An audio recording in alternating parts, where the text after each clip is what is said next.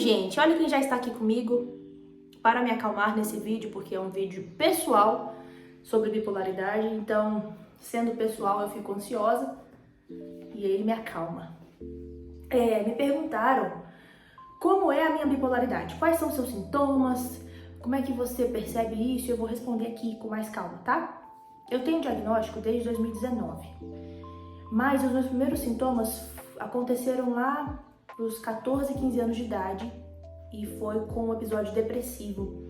Nesse episódio depressivo, que teve um gatilho de doença da minha mãe ficou doente, eu perdi 10 quilos, deixava a prova em branco, não ia pra escola, porque eu dizia que tava passando mal.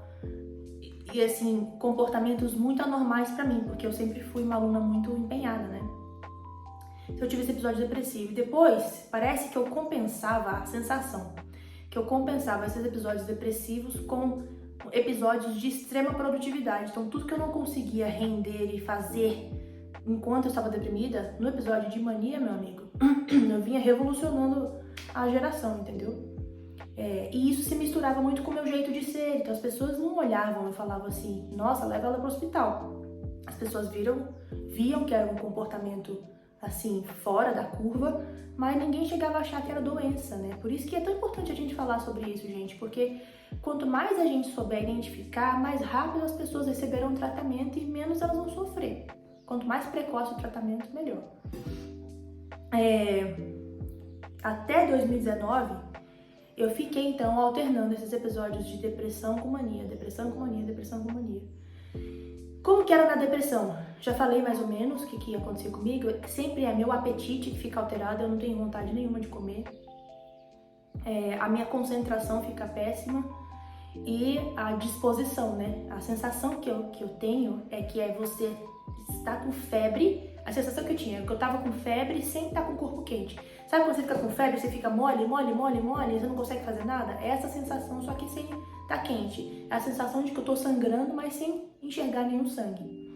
E nos episódios de mania, não era só a euforia de ficar muito alegre, de ficar com muita energia. Eu tinha muita insônia, então assim, eu ficava dias sem dormir. E não é dormir pouco, é não dormir. E não é não dormir e no dia seguinte estar cansada. É não dormir e não ter necessidade de dormir. É eu ficar a noite toda sem dormir, das 6 da manhã, vou correr. Vou fazer minhas coisas, tudo normal, entendeu? O que é muito ruim, porque a gente acha que esses episódios são bons quando a gente não sabe que a gente tem. A gente se sente super-homem, assim, super-mulher. E mal sabia eu que eu estava lesionando ou gerando lesão nervosa, né, lesão cerebral. Esses episódios de humor, eles afetam o cérebro, então isso não é legal.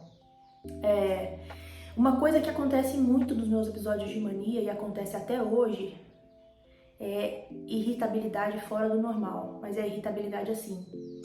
Se uma pessoa tiver, por exemplo, mexendo com uma caneta, se eu tiver um episódio franco de mania, é capaz de eu levantar e ir lá tirar satisfação, querer bater na pessoa, entendeu? Sem a pessoa ter feito nada comigo. É vergonhoso, gente, mas é verdade. O que eu posso fazer? É pra falar aqui o que eu sinto, né? Eu considero, inclusive, levar fone de ouvido pra igreja. Porque quando eu tô assim, qualquer barulho parece que tá dentro da minha cabeça. Pode estar lá do outro lado da igreja. Se a pessoa estiver mexendo com alguma coisa, fazendo um som repetitivo, fica dentro da minha cabeça. É o que se chama de misofonia, né? E isso me afeta muito. Antes de eu ter o diagnóstico, eu comecei a ter uns episódios mais graves de depressão e de mania. Um de mania que eu tive, eu saí do posto de saúde, um médico amigo meu me segurou pelas costas, me segurou pela minha mochila e falou, você não vai, se segura, porque eu ia bater na pessoa, entendeu? E dói muito falar isso, porque assim, as pessoas que convivem comigo não tem dúvida de que eu não sou uma pessoa agressiva, de que eu sou carinhosa e tudo mais, mas isso acontece. Eu perco um pouco do filtro, né? Do que é aceitável e o que não é aceitável. Eu nunca tive esses episódios de comprar tudo que vê pela frente. A minha impulsividade, eu costumo canalizar ela ou pra estudo, o que não é legal, tá? Não, ai, que legal, que intelectual. Não é. É um desequilíbrio. Então eu lia muito, estudava muito, sabe? Assim, mil coisas. Eu vou aprender outra língua. muito a ver com aprendizado, porque assim, a doença se instala numa pessoa e a pessoa tem crenças, tem ambições, tem virtudes, e aí tudo isso vai se misturando, né? Do que é doença e do que é a gente. Eu tive o diagnóstico porque num desses episódios a minha vida estava em risco e eu não consigo falar mais do que isso por enquanto. Nessa última internação, que foi a primeira, né? Primeira e última, se Deus permitir, também a minha vida estava em risco e os sintomas que mais me afetaram nessa última vez foi a agressividade mesmo, porque aí dessa vez eu não estava só colocando em risco a minha vida, eu estava sendo um risco para outras pessoas também. E hoje os sintomas que eu tenho são os mesmos, só que em menor proporção. Esse é o sentimento que eu tenho, entendeu? Que por causa dos medicamentos que hoje eu tomo, da terapia que me ajudam muito com o meu pensamento, do apoio familiar, do jeito que eu cuido da minha saúde física, né? O exercício físico, a alimentação, tudo isso, e principalmente o meu sono, que ele é sagrado, não importa o que esteja acontecendo, eu preciso ir dormir, que foi diferente de quando eu tive o diagnóstico, porque quando eu tive o diagnóstico eu tava dando plantão, entendeu? Tava na época de fazer plantão noturno e tal, então claramente alguma coisa ia acontecer, né? Eu tendo privação de sono. Então, esses são os sintomas. Se você sente que você tem sintomas parecidos, em maior intensidade ou igual intensidade, não custa nada você ter uma avaliação médica, né?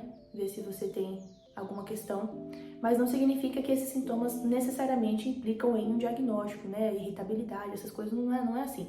É todo um conjunto, mas eu quis resumir aqui no vídeo para vocês saberem como eu vivo hoje. Então, hoje tem momentos que eu não consigo levantar da cama, eu entendo que faz parte, e tem momentos que eu tenho força para sair correndo daqui até na China.